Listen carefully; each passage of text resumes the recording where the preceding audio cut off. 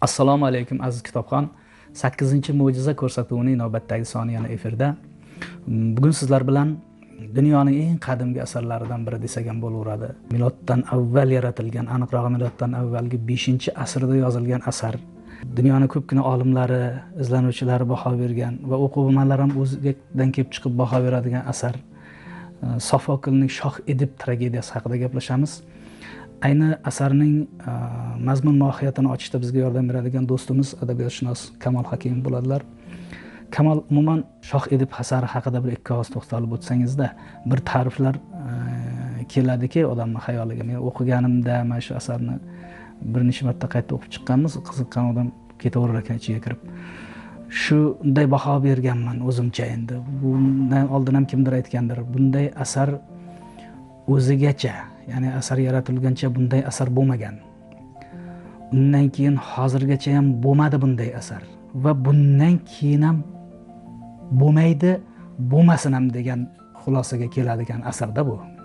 Ya'ni insonning hissiyotlarining eng yuqori nuqtasi, tragediyaning eng cho'qqisi desak ham bo'ladi bu asarni aynan bo'lmasin ham degan xulosaga kelishning sababi shuki, bundan orttirib insonga zarar yetkazib bo'lmaydi. Bundan orttirib odamga dard berib bo'lmaydi inson zotiga. Hatto o'lim bo'lsa ham. Assalomu alaykum. Avvalo, hozir siz ta'rifingizda qiziq bir narsani aytdingiz. Ya'ni bunday asar bo'lmaydi, bo'lmagan, bo'lmasin ham degan fikrni aytganingiz. Bu zimdan tragediya janrining o'ziga berilgan ta'rif hamdir. Ayniqsa oxirgi bo'lmasin ham degan narsa, chunki bilasiz, tragediyaning harakat yo'nalishi shunday chiroyliki, barcha asarlarda biz o'rganganmiz baxtsizlikdan baxtga qarab borishni. Tragediya xuddi shu yo'nalish trayektoriyasini teskarisini aksi. Ya'ni u baxtdan baxtsizlikka qarab yo'naladi. Tragediya baxtdan baxtsizlikka qarab yo'naladi. Qolgan barcha asarlar baxtsizlikdan baxtga qarab yo'naladi. Ya'ni bo'lmasin ham degan narsa inson baribir baxtli yakunni kutadi. Baxtli yakunni kutadi. Hayotida, voqealarda atrof kuzatganda ham xuddi shu yaxshi tomonini ko'rishga harakat qiladi. Tragediyada mana shu narsani topa olmaydi. Bo'lmasin ham degan sababi shu bilan bog'liq bo'lsa kerakdir balki. To'g'ri aytdingiz, Sofoklning Shoh Edip asari dunyo adabiyotining juda nodir, noyob katta asarlaridan sanaladi. Tragediya janrida yozilgan, miloddan avvalgi 5-asrda yozilgan asar. Endi asar muallif haqida qisqacha to'xtalib kelgan asarga yondashsak, Sofokl shunday davrda yashadiki, qadimgi antik davr Yunonistonlik adib, Yunon adibi sanaladi. Yunoniston deganda ko'z oldimizga bir katta ulkan, masalan, Afinada taraqqiy etgan haykaltaroshlik nuqtai nazaridan to'xtalsak, mashhur haykallar, Zevsning haykallari, Poseydonning bahaybat haykallari, ulkan amfiteatrlar, Parfenon ibodatxonalari, xullas moddiy jihatdan sharaf bilan burkalgan bir maydon, makon yodimizga keladi, tasavvurga keladi. Qadimgi Yunoniston juda ham rivojlangan madaniyat markazlarida fan, san'at, haykaltaroshlikning eng cho'qqisini ko'rgan madaniyatdan biri. Endi xuddi shunday mamlakatda tug'ilish va uni ruhida o'sish Sofoklni tabiiy ravishda o'ziga ham ulug'lik libosini kiygizgan. Juda ham qalami juda ham bahaybat katta adiblardan bittasi. Ko'p adabiyotshunoslar manbalarda yozadiki, Sofokldan oldin Esxil degan tragediya otasi bo'lgan birinchi tragediyanavis Esxil edi. Sofokl bu masalada ikkinchi tragediyanavis, Evripid yoki Yevripid bu uchinchi tragediyanavis deb aytishadi. Sofokl mana shunday muhitda dunyoga keldi. Esxil tragediya maydonida biz hali aytamizki, Navoiyni nimasi bilan Nizomiy Xamsa maydonida sher bo'lib turgan edi. Sen u bilan kurashmoqchi bo'lsang, hech yog'i palang, yo'lbars bo'lishing kerak. Sofokl yo'lbars bo'lmadi. Sofokl Esxil degan sherga qarshi yanada undan kuchliroq ikkinchi sher bo'lib maydonga kirib kelgan. Oddiy misol, 28 yoshida Esxil bilan o'sha u paytda dramaturglarning musobaqalari bo'lgan paytda Esxildan 27-28 yoshlarida ustun keladi, g'olib bo'ladi. Ko'p manbalarda aytiladiki, bu nomusga chidolmasdan Esxil Afinadan chiqib ham ketgan degan rivoyatlar ham bor. Mana shunday davrda tug'ilgan adib Oilasi umuman boy xonadonda tug'ilgan, otasi qurol yarog' bilan shug'ullanadigan amaldor odam edi deyiladi. 14-15 yoshlardan boshlab ilk she'rlarini yozgan. Yunonistonni Eron bilan bo'lgan jangida, Salamin jangidagi g'alabasiga atab birinchi she'rni yozish uning ijodidagi birinchi asarlardan sanaladi. Endi qiziq jihati 28 yoshida Isxil bilan kurashga kirishgan va jami dramaturglar musobaqasida adashmasam 24 marta g'olib bo'lgan. Sofoklni jami asarlari 120 ga yaqin asarlar yozgan bo'lib, lekin shundan atigi 7 tasi bizgacha yetib kelgan deyiladi. 7 tasi. Shu 7 tasini ichida ham endi turkum nuqtai nazardan eng mashhur asarlar bu Edip turkumidagi asarlar, xususan Shoh Edip asari eng o'sha mashhur asarlaridan bittasi sanaladi. Asarni o'ziga ham kirib boramiz. Sofokl haqida juda yaxshi ma'lumotlar berib o'tdingiz. Haligi musobaqa degani gapi esimga tushib qoldi. Shu ustozlarning materiallaridan, maqolalaridan o'qib xabardor bo'lib o'tib, biz ham avvalo deydi o'sha sahnaviy asarlar qo'yilishni boshlagan paytda Zanjirband Prometey turardi endi. Ustozining ma'nodagi Sofoklning ustozining asari birinchi tragediyalardan bittasi Zanjirband Prometey.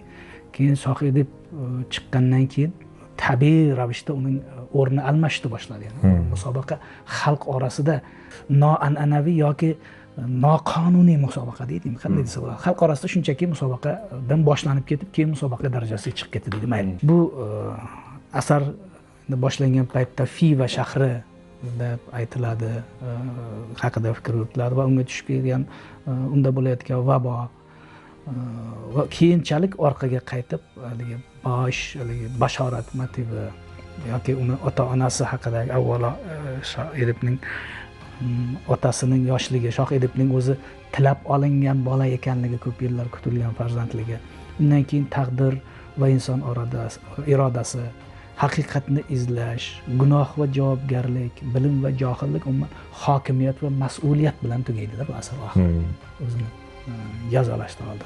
Umuman bu asarning g'oyasi sizga qanday ko'rinadi? Asarni g'oyasiga kirishdan oldin mayli tragediya va tragik obraz haqida bir ikki og'iz to'xtalaylik.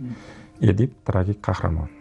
Tragik qahramonlarning o'ziga xos xarakterli xususiyatlari bor. Avvalo, tragik qahramonlar individual obrazlar, shaxslar bo'ladi. Individual shaxslar shunaqaki, ular ham umummilliy ham xususiy shakldagi an'analarni o'rtasida turadi. Ya'ni ularning xatti-harakati ko'pchiliklarga o'xshamagan, o'ziga xos qarorlari bilan ko'pchilikni ba'zan maqtoviga, ba'zan tanqidiga sababchi bo'ladigan obrazlardan sanaladi.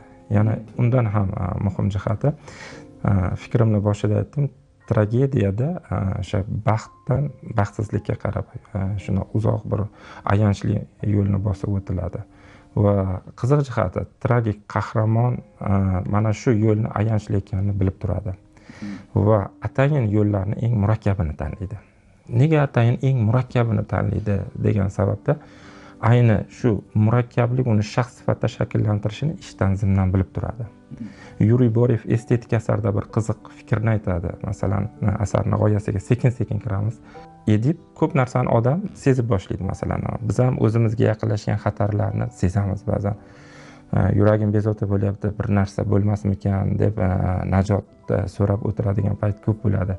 Insonni yuragi o'ziga yaqinlashayotgan balolarni baribir sezib turadi. Edipda ham shunaqa sezgi bo'lgan, lekin tragik qahramonlar mana shu o'ziga yaqinlashayotgan balo, ofatlar oldida titramaydi. Qaltirab qolmaydi. Biladi, unga zimdan ruhan tayyorgarlik ko'radimi, yo'qmi? Eng muhimi ular oldida titramaslik bilan ajrab turadigan qahramonlar. Umuman Edip haqida yozish Sofoklgacha ham bor edi. Edip haqida rivoyatlar Yunonistonda keng tarqalib ketgan edi. Sofokl asarini umuman qiziq bir kulminatsion nuqtadan boshlab yuboradi tasodifan. O'zi asarni sal boshiga Edip asar haqidagi rivoyatlardan ibtido bilan, debocha bilan kirish qiladigan bo'lsak, Fiva hukmdori Lay chindan farzandsiz edi. Farzandsizlik motivi bor dedingiz, farzandsiz bo'ladi va u bir kuni qo'shni bir mamlakatni shohini uyida mehmon bo'ladi. Pelop bo'ladi hukmdorning ismi. Pelopning uyida mehmon bo'ladi va Pelopning Xrissip degan o'g'li bo'ladi. Shu Xrissipni ko'rib, otalarcha mehri topilib, bolakayni yaxshi ko'rib qoladi va Lay Xrissipni o'zi bilan olib qochib ketadi. Mehmon bo'lib turgan uydan shu bolani olib qochib ketadi va uning otasi, endi bolakayning otasi hukmdor Pelop qidiradi, topa olmaydi, bilganida esa qaytarib olishga imkoni yetmaydi. Ibodatxonaga boradi va Layni la'natlaydi. Men o'g'limni o'g'irlab ketgan mana shunday menga musibatlarni sog'ingan Layga o'zing sovg'alar hadya et degan mazmunda shuna la'natlaydi. Albatta qo'shtirnoq ichidagi sovg'alarni ber. La'natlash. Ana shu la'natlash voqealarini barchasini tub ildizda turadigan narsa shu aslida. Keyingi voqealarni, ko'rgiliklarni, balo ofatlarni hammasini tagida la'nat motivi turadi. Lay Xrissipni olib qochgandan keyin ham baribir o'z farzandidek yuragida bir yaqinlik sezmaydi. Yana u farzandli bo'lish uchun ko'p o'sha bizni Alpomish dostonida bor-ku, farzand ko'rish uchun ehson qildi, chilla ketdi deb unda ham shunday xatti-harakatlar bor. Bir kuni kohinning yoniga boradi. Bilasiz, tragediyalarda kohin ruhoniylarning so'zi juda o'tkir bo'ladi. Shunga qarab harakat yo'nalishi ham belgilanadi. Kohin hammasini aytadi. Sen mana shunday ishing sabab la'natlangansan va mana shu la'nat yuvilmasa seni hayotingda bir baxtli kunlar sodir bo'lmaydi. Qachondir sen farzand ko'rasan, lekin buning oqibati juda ham yomon bo'ladi deb bashoratchilardan bittasi aytadi. Farzand ko'rasan-ku va o'sha farzanding seni qotiling bo'ladi. Farzandingni qo'lida jon berasan va eng qizig'i o'sha farzand seni ayolingga, o'z onasiga uylanadi. Bu bashoratni, yomon bashoratni bilgandan keyin Lay bu farzandli bo'ladi. O'sha Edip dunyoga keladi. Qarang, Edipni tovonidan shu igna bilan sanchib shishirib qo'yib, bu belgili bo'lish uchun, keyinchalik tanish uchun ham ayni paytda belgi. Edip degani tovoni shishgan, oyog'i yallig'langan degan ma'noni ham bildiradi. Shu bois tovonidan igna sanchib belgili qilib turib xizmatkoriga beradiki, bu bolani yo'qot, yo'q qil. Chunki bashorat berilgan, buni o'zini qotili onasiga uylanishi mumkin bo'lgan bola qo'lida turibdi. Odamda mehr bor yosh bolaga nisbatan.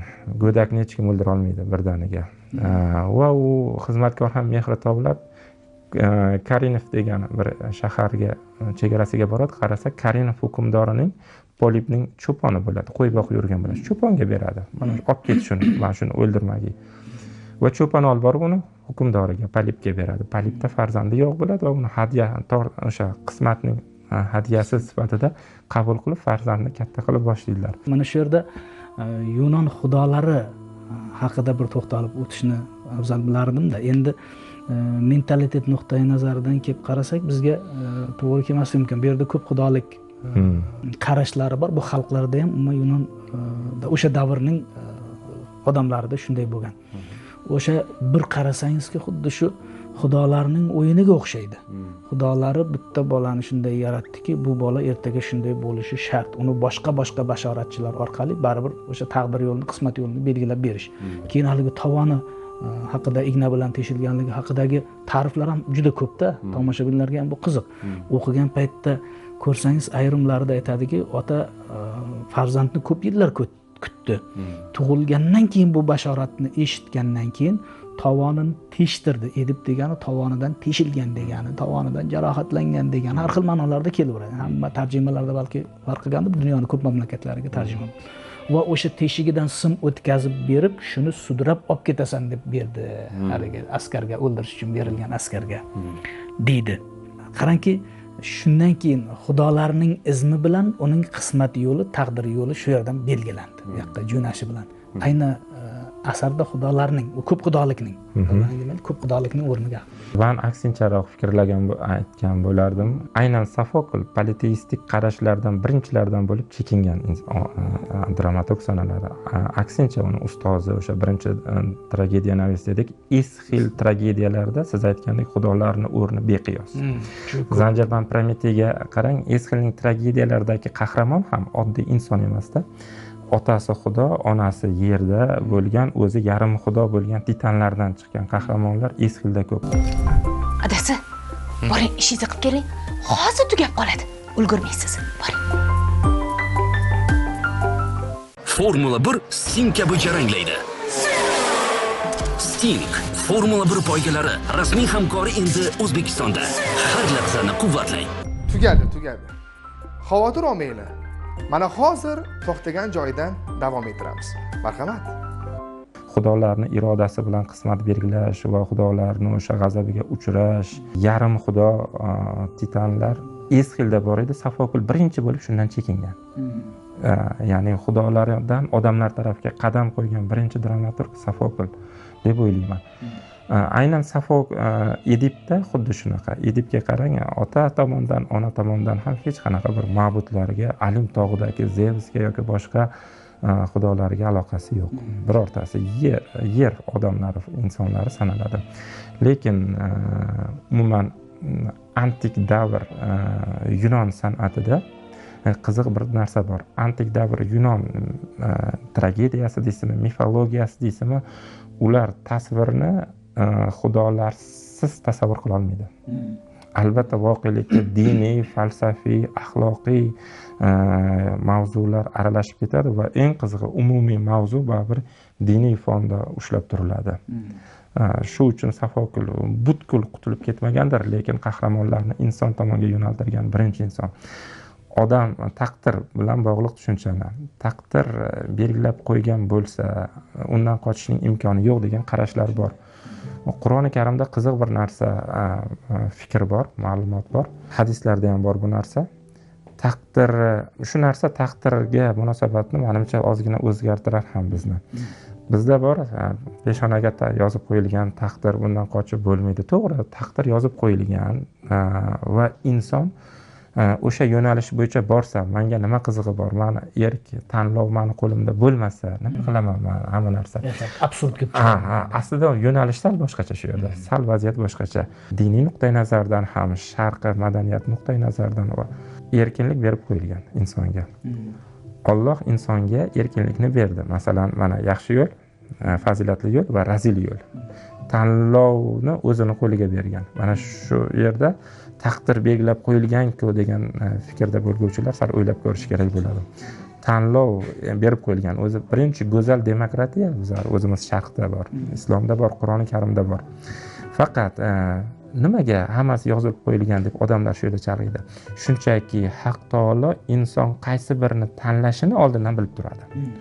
Buyukligi ham shundada. Lekin shuni tanla demaydi. Tanlash bizning qo'limizda-da. Mana shunaqa. Edipda mana shunga yaqin bir jihat bor, ya'ni u taqdirga boshqalarga nisbatan boshqacha munosabatda bo'ladi. Taqdirga qarshi bo'lmaydi, lekin taqdir oldida bo'ysunuvchan inson sifatida ham turmaydi. Xudolar irodasini inkor etmaydi, lekin nega masalan baxtsizlikni qutqarish uchun harakat qilmaslik kerak degan harakat tamoyili bor unda. Mana shunday qarash bor. Edipni endi cho'pon bolani ko'rdi, chiroyli bola yaratganning ne'mati, hech kim uni o'ldirishga yuragi betlolmaydi. U ham shaxsiy axir odam edi, uni olib ketayotgan, o'ldirishga olib ketayotgan odam. Va imkon qadar bu davlatdan uzoqlashtirish, mamlakatning narigi chekkasiga o'tkazib yuborish uchun o'zining mamlakatining chegarasi tugagan joyigacha bordi. Endi taxminan masofa belgilaylik o'zimizcha. Bordiki, u yoqda cho'ponni ko'rdi, cho'ponga aytdi, olib ket. Cho'pon olib ketdi, o'zi borgan dunyoning nari chekkasi qayergacha bora olsa o'sha yoqqacha. U yoqqa borib so'rovdiki, dunyoning o'zi kelgan yo'li qancha bo'lsa, shuncha uzoqdan kelgan bitta cho'pon bor ekan. Shunga berdi bu bolani avayla.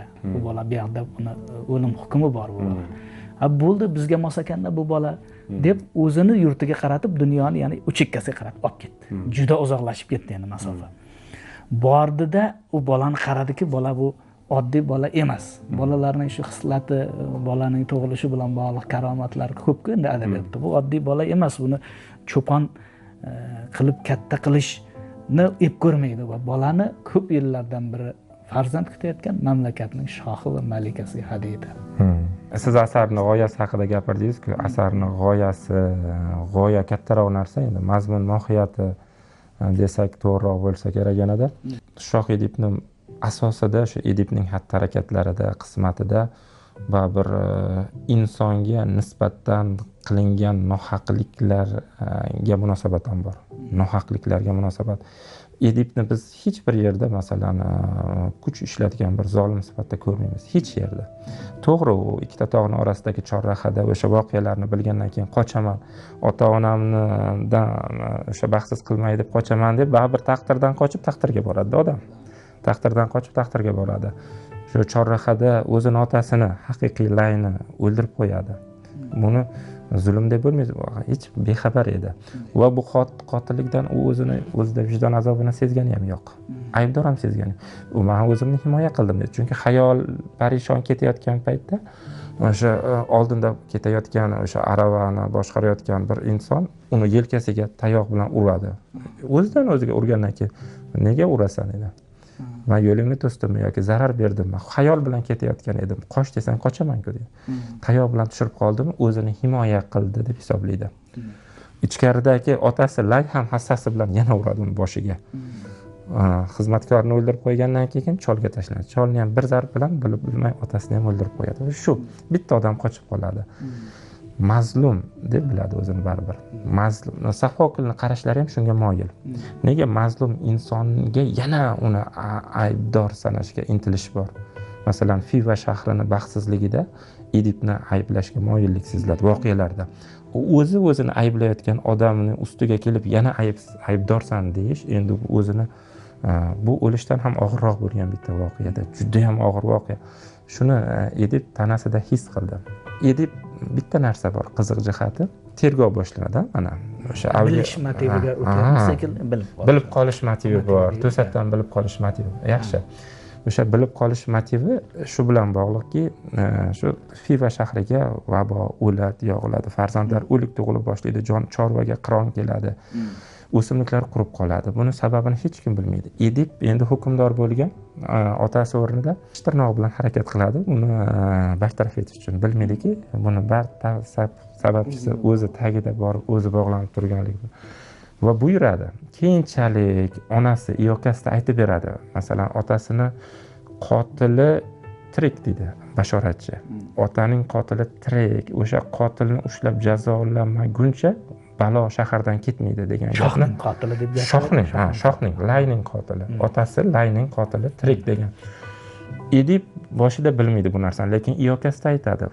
O'sha bitta tirik qolgan bor edi, qochib qutulib qolgan. Ikkita tog'ning orasidagi chorrahada sodir bo'ldi voqea degan gapni Malika Iokasdaga kelib aytganida, Iokasda aytadi shu gapni. Bu voqea ikki tog'ning orasidagi chorrahada bo'lgan degan paytda Edipning yuragi birinchi marta jizz etib ketadi o'sha yerda. Jizzillab ketadi. Ya'ni o'sha voqeada o'zi qatnashgan bir hayotida voqea ham bo'lgan. Shu yerda endi qarang, u tergov boshlanib ketgan. Tergovni to'xtatish ham mumkin edi. Odam agar ayb o'ziga kelib aybdor o'zi bo'lishini bilsa, tergov o'ziga olib keladigan voqealarni boshqa insonlar to'xtatib qo'yadi. Masalan, yig'ishtiring deydi. Chunki bosh aybdor o'zi-ku. Yo'l o'ziga olib kelgan paytda jarayonni sezsa odam to'xtatadi, chalg'itadi yoki boshqa yo'llar bilan chalg'itib o'zi qochib qoladi. Edipning buyukligi shundaki qochmaydi. Tan oladi. Qiziq narsani aytadi Borev. Tergovchiga qarshi ishlay boshlaganda ham tergovchi tergovga buyruq bergan, lekin o'sha tergovchini o'ziga, Edipni o'ziga qarshi ishlab boshlaganda ham dedi, Edip to'xtamadi dedi. To'xtamadi. Onasi aytgandan keyin esa hammasini birdaniga tan oldi dedi. Nimaga bunday tan olishni o'zi jasorat. Qiziq bir narsa bor. Averintsev degan rus adabiyotshunosi aytadi, etikaga ko'ra, qahramonlik etikasiga ko'ra hech qachon maqsad jasoratni buyuk qilmaydi. Masalan, rejalar qilib qahramonlik qilaman degan tushuncha yo'q. Aksincha, har qanday jasorat maqsadga buyuklik tojini kiygizadi degan maqsad edi. Tan olish bu jasorat. Tan olish jasorat bo'ldimi? Shu buni orqasidagi maqsadga qarang. Edip Fiva xalqi boshidan barcha ofatlarni bartaraf etishini xohlayapti. Yaxshisi men tan olay. Shu bilan agar hammasi to'xtaydigan bo'lsa, tinchiydigan bo'lsa, men aybdorligimni tan olaman va Fiva xalqi tinch bo'lsin, osoyishtalik qaytsin. Bu jasorat. Tan olish jasorati ortidan kelayotgan maqsad uning juda ham ulkan. Mana shu narsaga ko'proq e'tibor yo'nalish beriladi. Yaxshi. Kamol bilish motividan shuni bilish motivi bilan bab baravar boshlanadi. Taqdirdan, qismatdan qochish borda bu yerda. Shoh Edipning o'sha katta bo'lgan oilasida birinchi bilib qolish deylik, birinchi bilish motivi o'sha deylik. Bu yoqdagi taqdirdan emas, avvalgi taqdirdan boshlangan payt. Qochish maqsadidagi. O'rtoqlari bilan ovga chiqib kelib, qaytib kelib mast bo'lib o'tirgan edi. Hammasi bir choy ichib, nima deydi? O'sha ovni nishonlab o'tirishgan edi. Sen bu oilaning farzandi emas ekansan degan qaysidir bir o'rtog'i mastlikda aytib qo'ydi. Aytadi. Keyin darrov bu ota-onasidan borib so'rasa, "Yo'q, bizni farzandimizsan" deydi. Miyasiga o'rnashadi haligi fikr. Keyin Apollon ibodatxonasiga boradi. Yana shu boyagi bashoratchiga borib savolni beradi-da, men shu yerga ko'p qiziqaman bu asarni. Aytganda bashoratchi ham. Qarang. Savolni mana bunday beradi. Mening taqdirimni aytib bering degan savol beradi. Aslida uning savoli bor aytgandagi savolda men shu haqiqatdan mana shu onani bolasimanmi degan savol edi-da. Bu savolni bermaydi. U boradida mening taqdirimni bashorat qiling deydi. Bashoratchi ham ko'radida to'g'risini aytadi, haqiqatdan taqdirini aytadi. Sening taqdiringda shunday narsa yozilganki, kelajakda otangni o'ldirib, onangga uylanasan va davlatni boshqarasan. Ota davlatning shohi, ona malikasi haqiqatdan otasi bilan onasini borib burchakka siqib so'ravdi ham o'zimizni farzandimizsan dedi, ota-ona ayrilib qolishdan qo'rqib. Va o'zining bu taqdirini eshitgandan keyin taqdirdan qochishni boshladi. Bu aytganimizda dunyoning qaysi chekkasigacha keldi-ku. Shu qadar uzoqlashishni boshladi, ya'ni otasini o'ldirib, onasiga uylanishdek gunohdan qochib bu buyuk yigit axir. Yosh yigit bo'lsa ham juda buyuk, tafakkuri juda yuqori, shunday tarbiya oldi. Shohning bolasi bo'lib, yana bir shohning yurtida kuchli, bilimli kuch bilan birgalikda shunday bola edi. Va yana qochdi taqdirdan. Borib haqiqiy taqdirga duch keldi. Keyin u yoqni bilish motivi boshlanadi. Qarang, qiziq joy. To'g'ri. Bilib qolish haqida Aristotel poetikada aytadi, turli 6 xil bilib qolish bor deb. Endi eng go'zali mana shu Shoh Edipda bilib qolish bor. Xulosa chiqarib bilish bor, xotiralar orqali bilish bor, voqealardan bilib qolish bor. Mana shu uchalasi ham Edipda namoyon bo'ladi, ko'rinadi. Endi siz aytgan joyga, epizodga qaytaylik. Rostdan o'sha kohinning oldiga borib, meni taqdirim haqida gapir deganda hammasini to'g'ri aytadi-yu, shu yerda lekin o'sha ruhoniy bir ishni qilmaydi.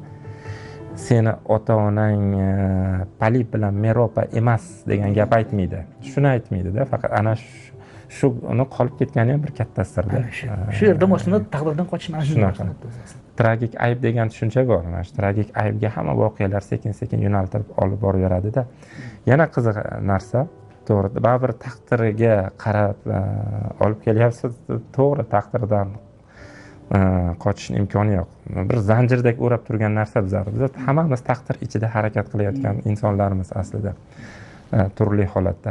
Faqat maqsadning qanaqa bo'lishi, niyatning qanaqa bo'lishi juda ham muhim narsa. Qiziq, tragik qahramon biz katta shaxsiymiz, lekin bu insonlarga xos bo'lgan yana bir qiziq jihat bor. Ular juda ham sodda. Juda ham ishonuvchan. Ular avomdan ziyon kelishiga ishonmaydi. Birovdan menga yomonlik keladi degan tushuncha yuragida yo'q. Hammaga ishonadi. Bola qalb bo'lgan bir inson tragik qahramon. Va eng qizig'i mana shu soddaligi, ishonuvchanligi, bola qalbligi uchun yana qo'shtirnoq ichida o'lpon to'laydi. Har safar o'lpon to'lasha kelaveradi. Bu sodda insonlardan bilasiz, qitmir, ayyor insonlar asosan foydalanadi. Mana shunga o'xshash. Endi Edipdan oshkora foydalanganlik tushunchasi yo'q. Voqea, muhitni o'zi uni shunaqa ko'yda solib, ustidan kulgandek tasavvur paydo qiladi. Qiziq holat paydo qiladi. Bunday Edipning boya bir ko'rsatuv boshlanmasdan oldin bir narsani eslab o'tdingizda, shu jihatga baribir olib keladigan bir savolim bor ekan, savollar orasida qarang. Fojia davomida Edipning harakatida o'zgarishlar bo'ladimi, yo'qmi? Agar bo'lsa, u qanday? Harakatlari yoki xarakteridagi o'zgarish bo'ladigan darajadagi omi yigit emas bu. Yuksak tafakkur egasi bu. Bir qarasangiz o'zgarmaydi, lekin baribir soddalik bor-ku insonning taqdiridagi. Kim o'zining boshiga tushgan kulfatga kimnidir aybdor qilish avvalo Edipda kuzatilmaydi, lekin bir joyda boya siz o'sha yuqoridagi suhbatda eslab o'tgan joyingizda kuzatiladi-da. Umuman Edipning xarakteridagi o'zgarish qanday namoyon bo'ladi sizcha? Odatda xarakter darajasidagi qahramonlarda ulkan o'zgarish bo'lmaydi. Shuning uchun xarakterda tragik qahramonlar buni yorqin misoli bo'ladi. Endi Idibdagi o'zgarishlar, men katta o'zgarishlar to'g'risi ko'rmayman. Bu burilish yasaydigan o'zgarishlar emas.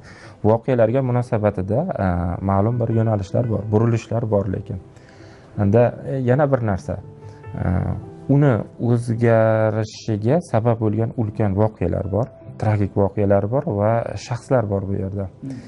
Edipning qalbida baribir bitta narsa uyg'oq turaveradi-da. U aybdor men bo'lib qolmayman degan qo'rquv bilan yashagan. Mana shundan imkon qadar qochgan. Lekin hammasi unga olib boraverishidan bir qadar hayratlangan, bir qadar g'azablangan va bir qadar o'shanga jasoratli ham qarash qilgan, ham chorasiz. Bir nechta qiyofani ko'raverasiz. Bir nechta qiyofani ko'rasiz. Bir paytda namoyon. O'sha kayfiyatga qarab undagi qarorlarda ma'lum o'zgarishlar bo'lgandir, lekin u tubdan o'zgarib ketgan emas. O'sha hammasini bilgandan keyin Iyokasda onasi bilan xonasiga kirib ketdi deydi.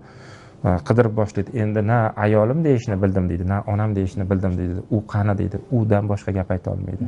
Juda og'ir. Mana shuni o'zidagi uni holatini tasavvur qilavering. Va Iyokasda bilas o'zini halok qildi.